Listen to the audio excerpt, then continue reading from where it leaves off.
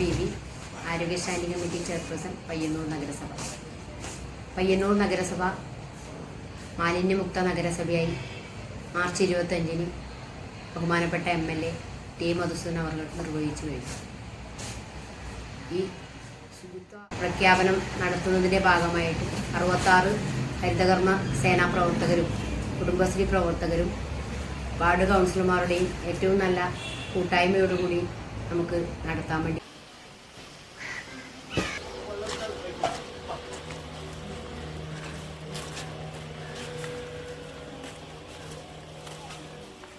അജൈവ മാലിന്യ ശേഖരണത്തോടൊപ്പം തന്നെ സംരംഭകർ ഗ്രൂപ്പുകളായി തിരിഞ്ഞുകൊണ്ട് 3 തരം സംരംഭങ്ങൾ നിലവിൽ നടത്തിക്കൊണ്ടുവരുന്നുണ്ട്.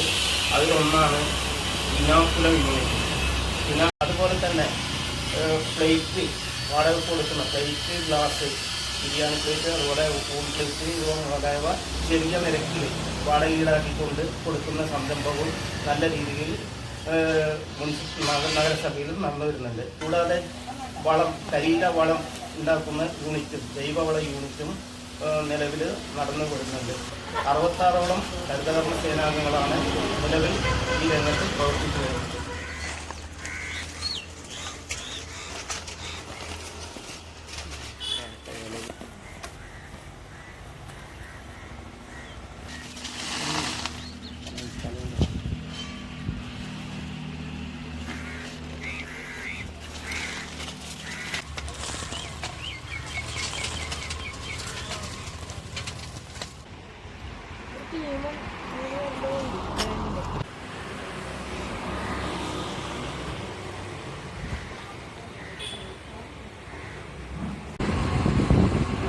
പയ്യന്നൂർ നഗരസഭ മാലിന്യത്തിൻ്റെ അളവ് കുറയ്ക്കുക എന്ന ലക്ഷ്യത്തോടു കൂടിയാണ് RR സെൻറ്റർ ഹരിതകർമ്മസേനയുടെ നേതൃത്വത്തിൽ നടന്നു വരുന്നത്.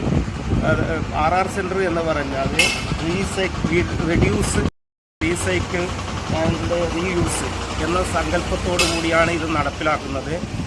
മാലിന്യം കുറയ്ക്കുക എന്നതാണ് പരമപ്രധാനമായ ലക്ഷ്യം. ഇത് ഓരോ വീടുകളിൽ നിന്നും ഷോപ്പുകളിൽ നിന്നും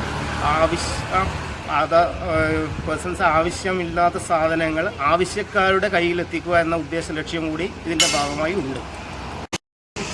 മാലിന്യ കൂമ്പാരമായ പയ്യന്നൂർ നഗരത്തെ മാലിന്യമുക്തമാക്കാൻ സാധിച്ചതിൽ ഹരിതകർമ്മസേന എന്ന നിലയിൽ